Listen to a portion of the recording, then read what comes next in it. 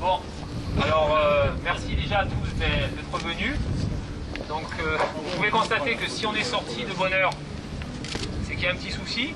Alors le petit souci il est simple, hein. C'est malheureux, c'est toujours pareil, c'est la manière dont on est... À ce niveau-là, ça devient du mépris, je vais dire, et je ne mâche pas mes mots. Le CTP ne pouvait pas être réuni réglementairement pour la seule et bonne raison, c'est que nos points qu'on a demandé à être inscrits à l'ordre du jour, n'y figuraient pas.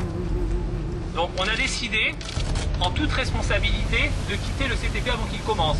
On ne va pas assister à un CTP qui n'est pas réglementaire. Aujourd'hui, le SDIS se réfugie sur le principe de dire « mais on a marqué questions diverses », mais c'est pas comme ça que ça marche. Toutes les questions doivent être listées et soumises au vote. On l'a écrit comme ça dans notre courrier depuis le 4 novembre.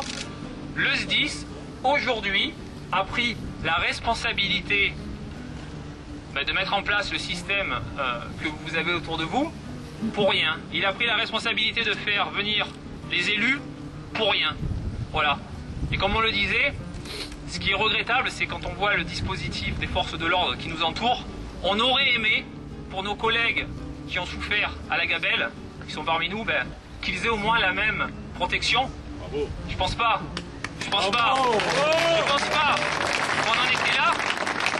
Voilà, donc ça veut dire qu'aujourd'hui, les sapeurs-pompiers qui manifestent pacifiquement, sans casque, sans cagoule, sans tenue, merci Brice, notre ministre, sont considérés peut-être à un autre niveau que... Voilà, vous m'avez compris. Donc désolé les gars, moi je vous invite à rester encore mobilisés, encore en nombre.